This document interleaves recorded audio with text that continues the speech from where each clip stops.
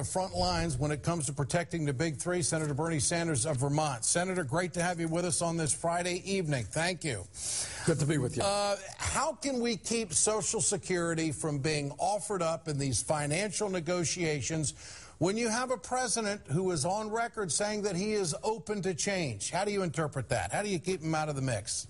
Well, we have got to make the president and Republicans and any Democrats who want to cut Social Security an offer they can't refuse.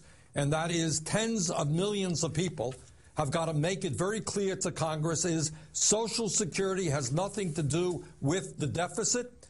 What deficit reduction needs right now is to ask the largest corporations in this country who are profitable to a record-breaking degree, one quarter of whom pay no taxes at all.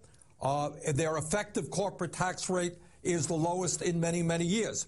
So what we have got to say is, no, Mr. President, you're not going to cut Social Security, you're not going to cut Medicaid, you're not going to cut Medicare. By the way, Ed, as chairman of the Veterans Committee, let me also point out that the so-called chain CPI will make devastating cuts for disabled veterans, for widows who lost their husbands in Iraq and Afghanistan. No, that is not the way we are going to do deficit reduction. Are you confident that the president will protect Social Security? No, I am not confident that the president will protect Social Security. What I am confident in is that every senior organization in this country, including the AARP, the National Committee to Defend Social Security and Medicare, they're going to be there fighting with us to protect Social Security. The American Legion, the Disabled American Veterans, all the veterans organizations are going to be there. The AFL-CIO and all the unions will be there. And I think the vast majority of the American people are going to be there. What we are talking about, Ed, and you made this point, we're not talking about financial issues. We're talking about ideology. What the Republicans want to do is destroy the social safety net that has existed in this country since the 1930s.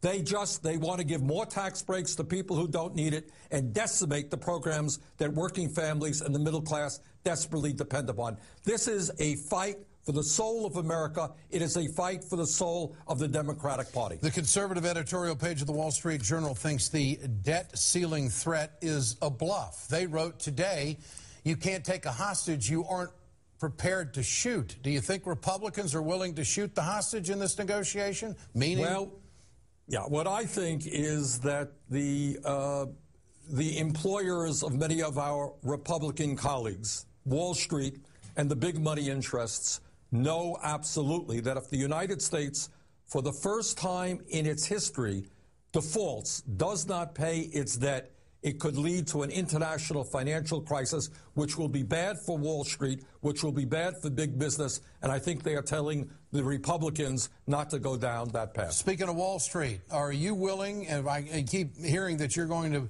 offer up a transaction tax that will generate several $1 billion to shore up this Social Security fund. Do you think you'd get support on that? I think we get support from the American people, and I think more and more folks are looking at that as an option. It would do two things. It would bring in many hundreds of billions of dollars over a 10-year period. It would put a damper on speculation on Wall Street. The other thing that we have got to do, Ed, is that right now we are losing $100 billion a year because of big money interests and wealthy individuals stashing their money in tax havens like the Cayman Islands and Bermuda. 1/4 of profitable corporations don't pay a nickel in taxes. There is a lot that we can do to raise substantial revenue, which will not only protect the social safety net, it will allow us to invest in America and start creating the jobs we need. And that transaction tax, Senator, what are you talking about, a half-cent sales tax on every transaction that's made on Wall Street, or a quarter cent, or what? Exactly, a quarter. Okay. It depends. Right. We could do it a number. Sure. It is a good step forward.